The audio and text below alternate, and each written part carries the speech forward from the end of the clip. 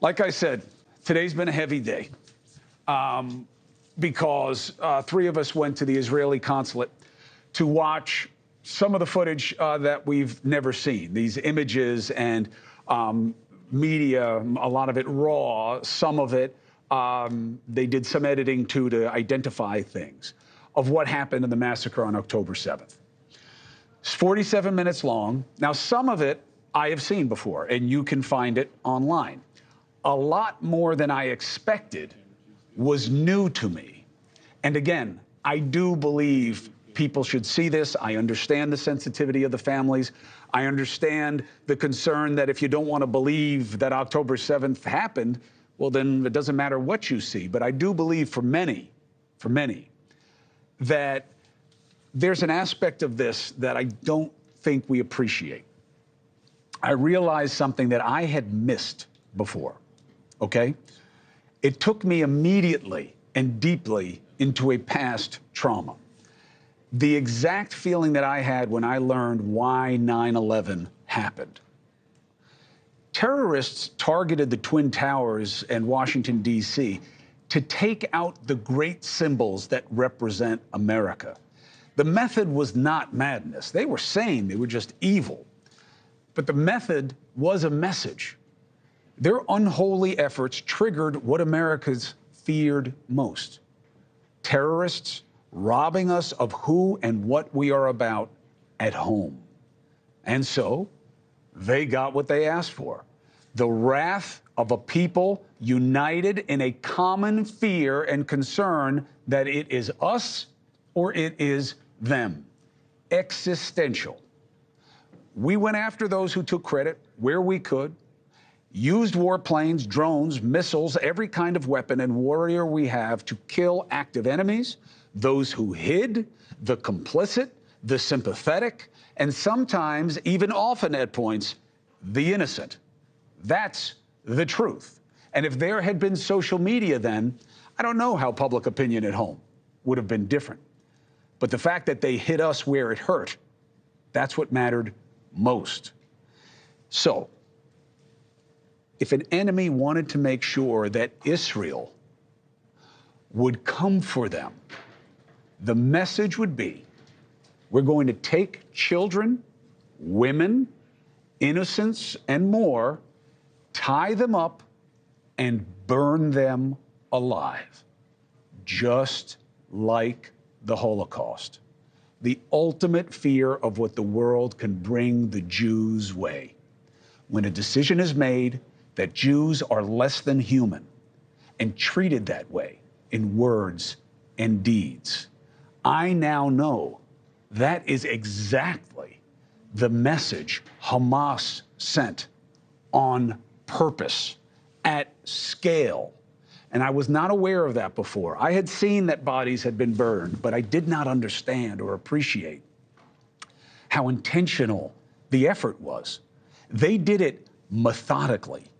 You hear it in the voices, the commands, the ease, the excitement of finding and mutilating victims, being told, let them play with it. Merely murdering innocents was the least of it. Of course, you see that, and you can see that anywhere in the world these days. People pointing weapons, shooting the innocent, shooting people running away, shooting women, shooting the defenseless, people scared out of their minds about what's happening. This was not death from above. It was death in your face, hands-on and personal. They enjoyed mutilating and went back and celebrated in the streets with heads and bloody corpses as trophies. This was absolute genocide. That is a word that people are misapplying, and this is where it does apply. Even more important to the terrorists, apparently, was what they left behind. Charred reminders of a Holocaust. The obvious desire to see as many Jews utterly destroyed as possible. Families melted together on purpose. And yes, there are women dead, bloody groins, twisted, disfigured legs. The IDF says this is not a morbid coincidence. It's a part of a pattern of rape and torture.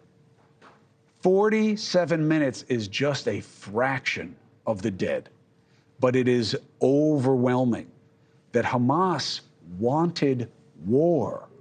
This was not the irrepressible angst of the desperate who want freedom, who want better, nor certainly want anything approximating peace.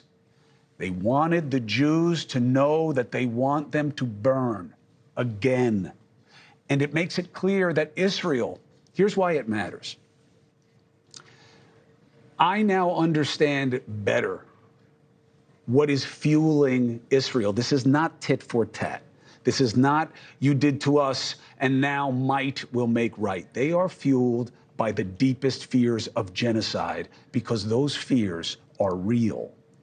I am not trying to erase or in any way mitigate the massive death toll of civilians in Gaza or diminish the obvious need for the violence to stop. If anything, after seeing this video today, there is an increased urgency to avoid what could still come because this could get much worse. When people have been given reason to believe it is you or them, they are capable of anything. And while people are moved to absolute outrage by what they see, I'm telling you, Israel is doing far less than it could.